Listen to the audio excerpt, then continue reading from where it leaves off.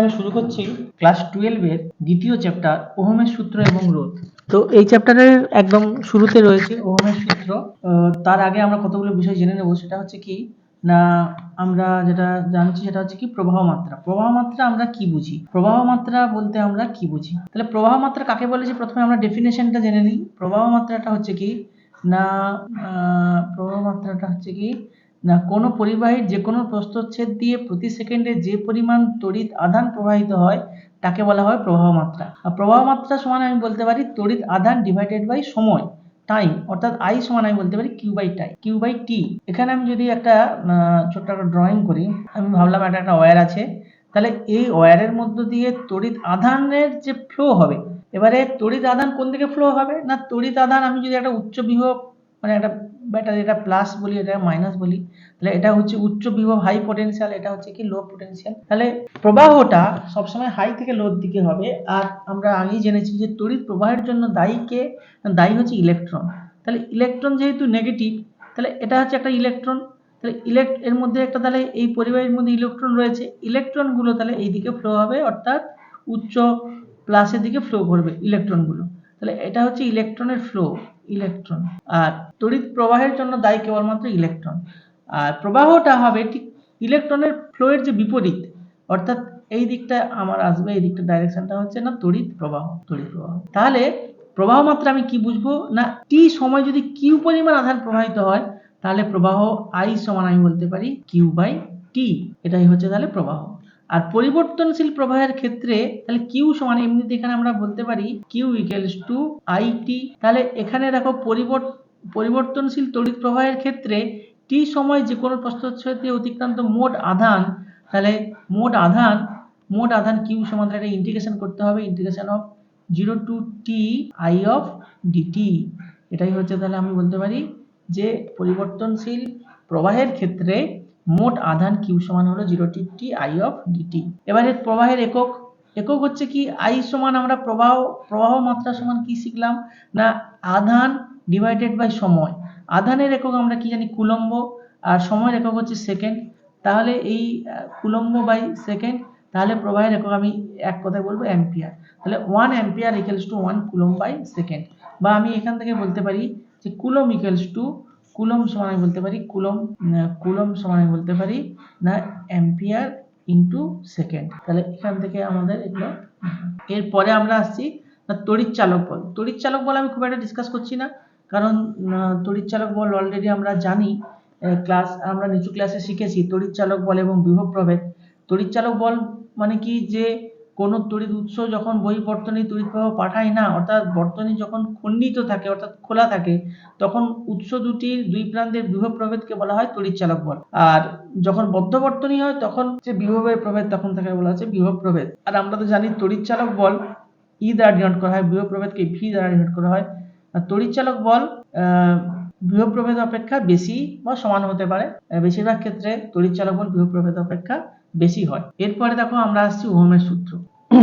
আমরা এখন আলোচনা করব ওহমের সূত্র। প্রথমে ওহমের সূত্রের যে স্টেটমেন্ট আমরা জেনে নিই, তাপমাত্রা এবং অন্যান্য ভৌত অবস্থা অপরিবর্তিত থাকলে কোনো পরিবাহী প্রবাহ মাত্রা তার দুই প্রান্তের বিভব প্রভেদের সঙ্গে সমানুপাতিক। তাহলে কি বলছে না, আমি একটা রোধ ধরে নিচ্ছি, ধরো এর যে দুই প্রান্তে বিভব প্রভেদ, এখানে একটা ধরো এ বিন্দু, এটা হচ্ছে বি বিন্দু ধরেছি, এর যে বিভব প্রভেদ এটা হচ্ছে ভি এ, আর এখানে হচ্ছে ভিবি।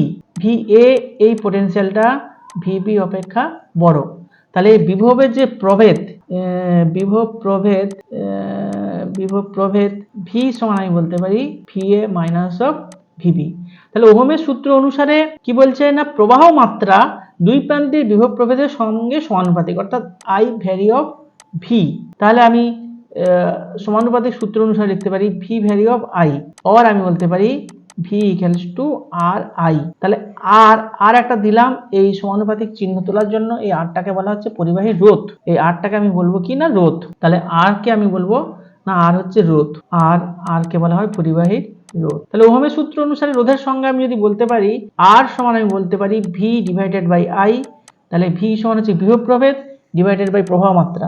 তাহলে কোন পরিবাহীর বিভব প্রভেদ এবং প্রবাহ মাত্রার যে অনুপাত তাকে বলবো পরিবাহীর রোধ। আর এমনিতে রোধ মানে কি বলবো, যে পরিবাহী এই পরিবাহীর মধ্যে প্রবাহ মাত্রার যে বাধা, সেই বাধাটাকে বলা হয় রোধ। এবারে আমরা আসছি রোধের একক। রোধের একক আমরা বলে ওহম। ওহমকে কিভাবে চিহ্ন, এটাই হচ্ছে ওহমের চিহ্ন। তো ওহম আর সমান আমি কি জানলাম, ভি বাই আই। তাহলে আমি এক কথায় বলতে পারি ওহম সমান volt, volt divided by ampere, বা আমি উল্টোভাবে বলতে পারি ভোল্ট সমান ওহম, ওহম ইন্টু অ্যাম্পিয়ার। এবারে ওহমের সূত্র থেকে আমরা ওহমের সূত্রকে প্রয়োগ করে আমরা একটা গ্রাফ ড্র করব।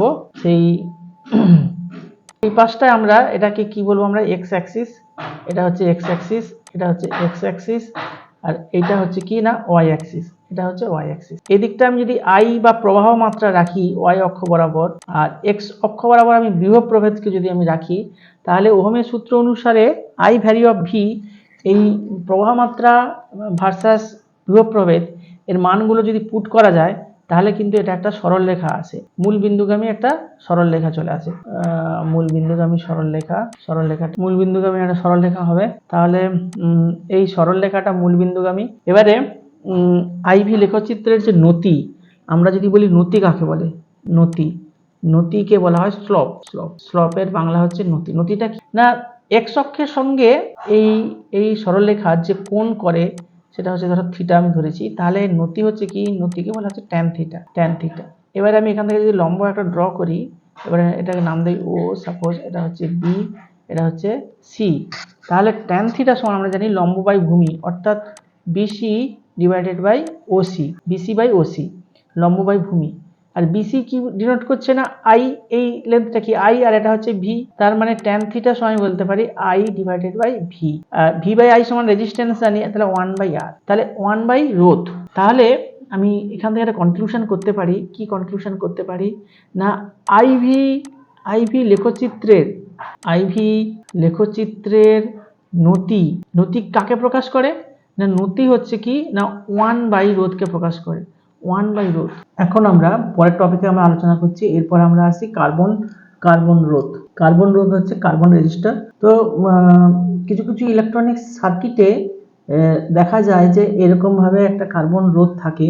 কিরকম, এরকম ইলেকট্রনিক সার্কিটে তোমরা দেখবে যে এরকম একটা ইলেকট্রনিক্স টিভি বা কোনো ইলেকট্রনিক্স গ্যাজেটের মধ্যে যদি খোলা হয় তাহলে দেখতে পাবে যে এরকম একটা কার্বন রেজিস্টার আছে, এখানে ব্যান্ড থাকে, মানে কালার দেওয়া থাকে, ধরো একটা, দুটো, থার্ড কালার, তারপর কিছুটা গ্যাপে আর একটা কালার দেওয়া থাকে, ফোর্থ কালার। তো এই কার্বন, এগুলোকে বলা হয় কার্বন রেজিস্টর। এদের এই কালারগুলো দেখে এই যে মানে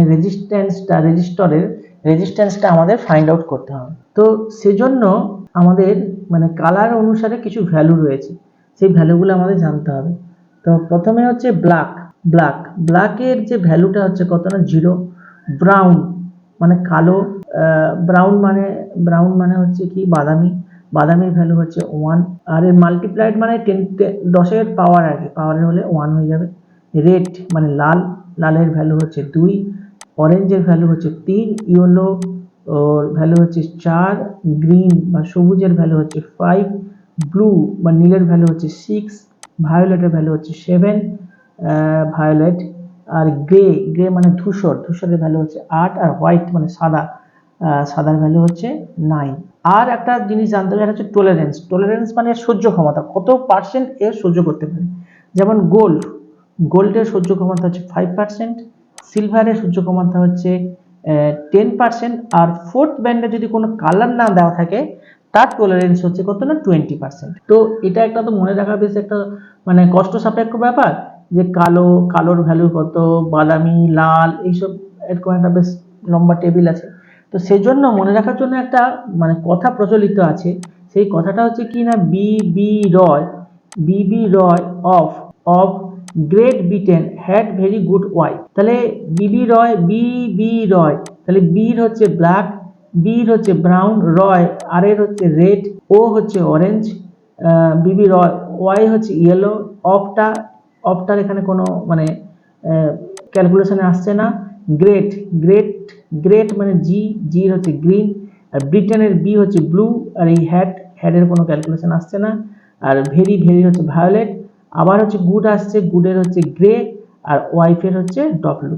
তো তো এই শুরুটাই হচ্ছে ব্ল্যাকটা হচ্ছে 0, এরকম ভাবে একটা ভ্যালু মনে রাখার জন্য এই কথাটা খুব প্রচলিত, BB Roy of Great Britain had very good wife. তো এটা মনে রাখলে এই ভ্যালুগুলো সহজে মনে থাকবে। তাহলে এবারে আমরা এর কি করে ক্যালকুলেশন করব, যেটা আমি একটু আগে বলেছিলাম যে প্রথম ব্যান্ডটা যদি থাকে সাপোজ এ ব্যান্ড, তারপরেরটা আমি বলছি বি, তারপরে সি, সাপোজ হচ্ছে ডি, তাহলে আমাদের প্রথমে যে ভ্যালু অনুসারে এ বি লিখতে হবে, তারপরে 10⁻c চলে আসবে, তারপরে ফোর্থ ব্যান্ডটা হচ্ছে প্লাস মাইনাস ডি পার্সেন্টেজ। আমি একটা উদাহরণ দিয়ে দেখা যাচ্ছে যে চারটে কালার এরকম আছে, যথাক্রমে এরকম আছে। প্রথমে আছে কি হলুদ, বেগুনি, লাল এবং রূপলি। তাহলে দেখো হলুদ মানে ইয়েলোর হচ্ছে ভ্যালু কত না 4, ইয়েলোর ভ্যালু হচ্ছে 4। তারপরে আছে কত বেগুনির ভ্যালু হচ্ছে 7, বেগুনি মানে হচ্ছে ভায়োলেট হচ্ছে কত 7। তারপরে হচ্ছে লাল রেডের ভ্যালু হচ্ছে 2, দেখা যাচ্ছে রেডের ভ্যালু হচ্ছে 2। আর রূপলি টলারেন্স হচ্ছে 10%। তাহলে আর এর যে মানটা আমরা প্রথমে পাবো হলুদ, তাহলে হলুদের জন্য আসবে 4, তারপরে বেগুনির জন্য আসবে 7, তারপরে আছে লালের জন্য আসবে 10 টু দি পাওয়ার, লালের ভ্যালু 2, এখানে পাওয়ারের আকারে লিখতে হবে প্লাস মাইনাস ডি 10%, তো 10% এভাবে লিখতে হবে। তাহলে এটা হয়ে গেল 4700 প্লাস মাইনাস 10%। 10% টলারেন্স মানে এটা থেকে এর 10% বেশি হতে পারে সহ্য ক্ষমতা বা এর মানে ভ্যালুটা, বা এর থেকে 10% কম হতে পারে, এটাই হচ্ছে এর রোধ। তাহলে এটাই হচ্ছে কার্বন রেজিস্ট্যান্স। এই কালার কোড দেখে আমরা কিন্তু এর ভ্যালুগুলো আমরা বের করতে পারবো। এরপরে আমরা যে টপিকটা আলোচনা করছি সেটা হচ্ছে রোধের সমবায়। তো রোধের দু রকম সমবায় আমরা মূলত জানি, একটা হচ্ছে শ্রেণী সমবায় আর একটা হচ্ছে সমান্তরাল সমবায়। এটাও ক্লাস 10-এ ছিল আমাদের সিলেবাসে, তো সেটা আমি আর মোটামুটি আমি ডিসকাস করছি। এখানে একটু বেশি রয়েছে, এখান থেকে আমাদের কি করতে হবে না অঙ্ক নিউমেরিক্যাল বেশি সলভ করতে হবে। তো তুল্য রোধ মানে কি, ধরো অনেকগুলো রোধ আছে, সেই রোধগুলোকে না ব্যবহার করে আমি একজন মানে অতগুলোর পরিবর্তে যদি একটা রোধ ব্যবহার করলেও যদি প্রবাহ মাত্রা একই থাকে, তখন আমরা তাকে বলবো তুল্য রোধ। একটি তড়িৎ বর্তনীতে সংযুক্ত কোন রোধের সমবায়কে একটি মাত্র রোধ দিয়ে প্রতিস্থাপন করলে যদি ওই বর্তনীর একই তড়িৎ প্রবাহ পাওয়া যায়, তাহলে ওই একটি মাত্র রোধকে ওই সমবায়ের কি বলবো না তুল্য রোধ। তাহলে তুল্য রোধ আমরা জানলাম। তাহলে সমবায় মোটামুটি আমরা দু ভাগে ভাগ করবো, একটা শ্রেণী সমবায়, একটা সমান্তরাল সমবায়। আর শ্রেণী আর সমান্তরালকে মিক্সড করলে সেটা মিশ্র সমবায় আসবে। যাই হোক, মূলত আমাদের সমবায় দু ধরনের, একটা হচ্ছে শ্রেণী সমবায় আর একটা হচ্ছে সমান্তরাল সমবায়। তো শ্রেণী সমবায় আমি এখানে দেখতে পাচ্ছি যে তিনটে রোধ, প্রথম রোধটা R1, আর একটা রোধ এটা শেষ, এটা শুরু, আর একটা রোধ R2, আর একটা রোধ R3। তিনটে রোধ পরপর যুক্ত করা আছে, কত বিভব প্রভেদের মাধ্যমে, ভি বিভব প্রভেদের মাধ্যমে যুক্ত করা আছে। তাহলে আমি এর তুল্য রোধ কিভাবে আমি বের করব, তাহলে প্রথম একটা রোধ হচ্ছে R1, আর একটা রোধ হচ্ছে R2, তারপরে শেষ আবার একটা রোধ R3। ছবিটা ঠিক হলো না, ছবিটা আমি আবার আঁকছি। তাহলে কি বললাম না, যে প্রথম যে রোধটা, একটা রোধ হলো, ওর পরে আবার একটা রোধ আছে, তারপরে আবার একটা রোধ আছে। তাহলে তিনটে রোধ, প্রথম রোধটা R1, দ্বিতীয় রোধটা R2, তৃতীয় রোধটা R3। এবারে তিনটে রোধের আমি কি করলাম না বিভব প্রভেদ একসঙ্গে যুক্ত করা হয়েছে, তাহলে বিভব প্রভেদ কত বললাম ভি। তাহলে এখানে দেখো, এখানে এটা হচ্ছে বড় করে রেখেছি, মানে এটা হচ্ছে প্লাস, এটা হচ্ছে মাইনাস, তাহলে এদিক থেকে প্রবাহ যাচ্ছে। তাহলে প্রবাহ যখন এখানে পৌঁছলো, এখানে প্রবাহটা পৌঁছালে এখানে কিন্তু দেখো প্রবাহ যাওয়ার কোনো অল্টারনেটিভ রাস্তা নেই, একটাই রাস্তা আছে, সেটা আর এর মধ্যে দিয়ে যেতে হবে। তারপরে প্রবাহটা আসবে, প্রবাহটা এসে তারপরে R2-র মধ্যে দিয়ে যেতে হবে, এখানেও তার কোনো বিকল্প রাস্তা নেই, একটাই রাস্তা, R2 রোধের মধ্যে দিয়ে পাস করতে হবে। তাহলে এর মধ্যে দিয়ে পাস করতে হবে। তাহলে আমি যদি প্রবাহ এখানে আমি মূল প্রবাহ I বলি, তাহলে I প্রত্যেকের মধ্যে দিয়ে যেতে হবে, এর মধ্যেও I যাবে, এর মধ্যেও প্রবাহটা I যাবে, আর এর মধ্যে প্রবাহটা I যাবে। কিন্তু বিভব প্রভেদটা ভি দেখতে পাচ্ছি না, এখানকার ওহমের সূত্র অনুসারে বিভব প্রভেদ ভি সমান আমরা কি জানি না I × R1। যেহেতু এর রোধ আলাদা, তাহলে এখানকার যে বিভব প্রভেদ সেটা কিন্তু আলাদা হয়ে যাবে। তাহলে এখানকার বিভব প্রভেদ আমি ধরেছি V1 হয়ে গেল, এর বিভব প্রভেদ হয়ে গেছে V2, আর এর বিভব প্রভেদ হয়ে গেছে না V3।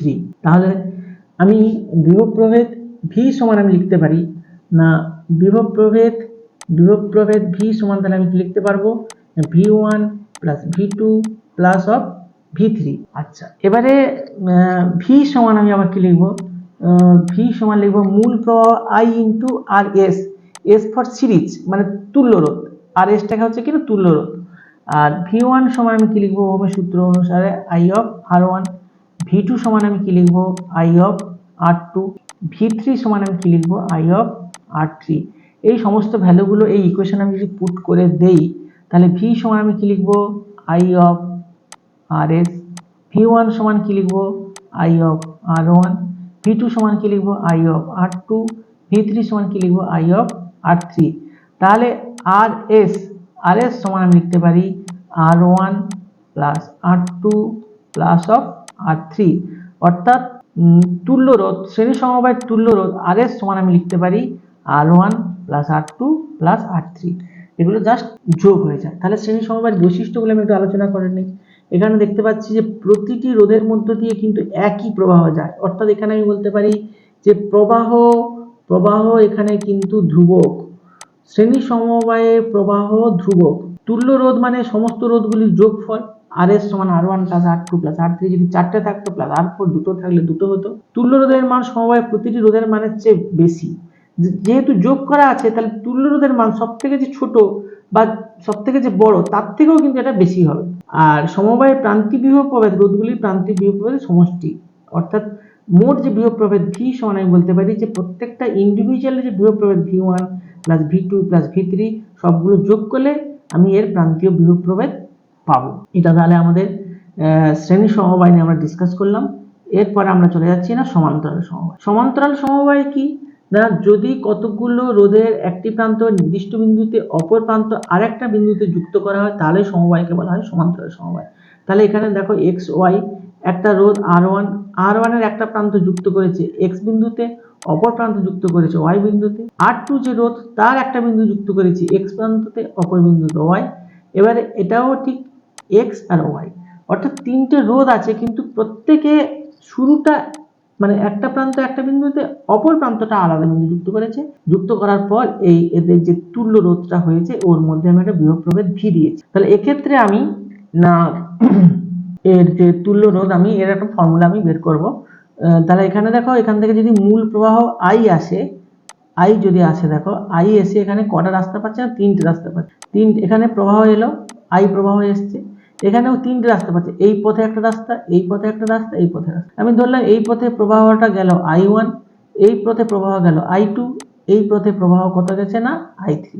তাহলে মূল প্রবাহ এক্ষেত্রে I সমান হচ্ছে তিনটের সমষ্টির সঙ্গে সমান I1 plus I2 plus I3, just যোগ হয়ে যাচ্ছে। আবার দেখো মূল প্রবাহ I সমান আমি বলতে পারি যে বিভব প্রভেদ ডিভাইডেড বাই যে তুল্য রোধ RP, P for parallel, RP তুল্য রোধ। আবার I1 সমান বলতে পারি V অফ R1, I2 সমান বলতে পারি V of R2, R I3 সমান বলতে পারি V অফ R3। সব জায়গা থেকে যদি ভি ক্যান্সেল আউট হয়ে যায় তাহলে আমি বলতে পারি 1/RP মানে প্যারালালের তুল্য রোধ সমান বলতে পারি 1/R1 plus 1/R2 plus 1/R3। তাহলে সমান্তরাল সমবায়ের ক্ষেত্রে এদের যে অনন্যকগুলো তাদের সমষ্টি করলে তুল্য রোধের অনন্য পাওয়া যায়। যদি দুটো থাকতো তাহলে কি হতো না 1/RP সমান হতো 1/R1 প্লাস 1/R2। তাহলে এক্ষেত্রে লসাগু কত হবে না R1 R2, আর এদের যোগফল কি হবে R1 প্লাস অফ R2। সেক্ষেত্রে RP সমান আসবে গুণফল R1 R2 ডিভাইডেড বাই যোগফল R1 প্লাস অফ R2। তো সমান্তরাল সমবায়ের ক্ষেত্রে যদি দুটো রোধ থাকে তাহলে আমি তুল্য রোধ বের করার একদম ডাইরেক্ট একটা ফর্মুলা আছে না রোধ দুটির গুণফল বাই রোধ দুটির যোগফল। সমান্তরাল সমবায়ের কয়েকটা বৈশিষ্ট্য নিয়ে আমরা আলোচনা করছি এখানে। তাহলে আমরা যে বৈশিষ্ট্যগুলো পাচ্ছি দেখো এখানে কিন্তু কি প্রত্যেকটা রোধের কিন্তু প্রত্যেকের বিভব প্রভেদ একই পাচ্ছে কিন্তু প্রবাহ মাত্রা আলাদা, অর্থাৎ প্রতিটি রোধে প্রান্তীয় বিভব প্রভেদ এক্ষেত্রে কিন্তু বিভব প্রভেদ হচ্ছে ধ্রুবক। আগের বারে আমি কি বলেছিলাম শ্রেণী সমবায় কি ধ্রুবক ছিল না প্রবাহ মাত্রা ধ্রুবক ছিল, আর এই সমান্তরাল সমবায় আমি দেখতে পাচ্ছি না বিভব প্রভেদটা হচ্ছে ধ্রুবক। তাহলে এখানে আমি বৈশিষ্ট্যগুলোর প্রথম বৈশিষ্ট্য কি পাচ্ছি না প্রতিটি রোধের প্রান্তীয় বিভব প্রভেদ হচ্ছে সমান। তুল্য রোধের অনন্য রোধগুলির অনন্য সমষ্টি। তুল্য রোধের মান সমবায় প্রতিরোধের মানের চেয়ে ছোট, যেহেতু সমান্তরাল সমবায় কি হয় বলতো, ছোট হয়ে যায়, তুল্য রোধটা যে কোনো রোধের থেকে এটা কমে যায়।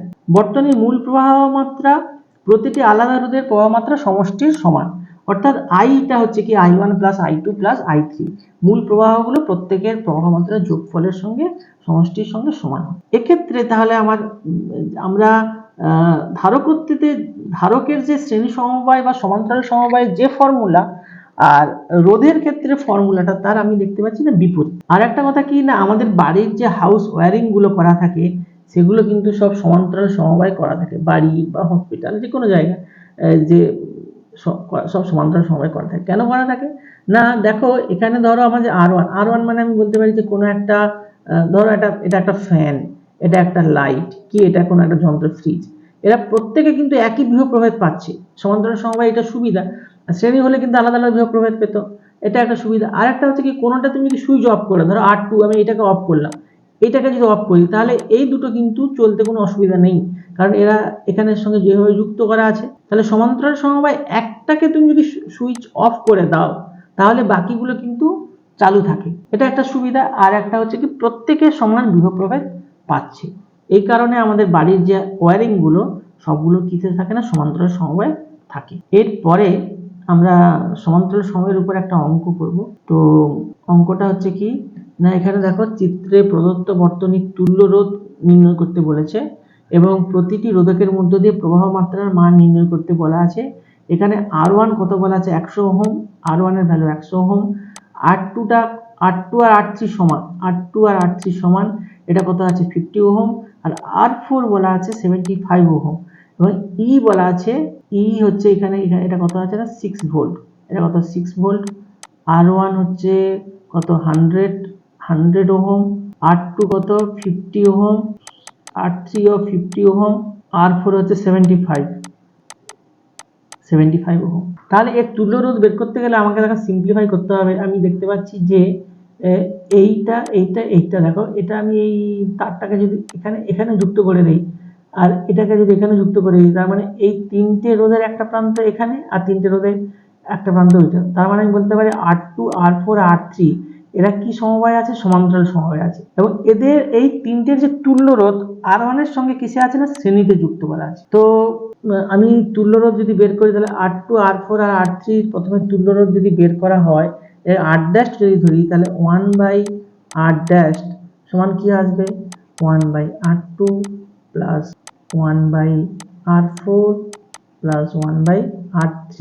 তো মানে এটা আসছে 1/50 প্লাস 1/75 প্লাস 1/50। এটা ক্যালকুলেশন করলে R' আসে সম্ভবত 18.75 ওহম।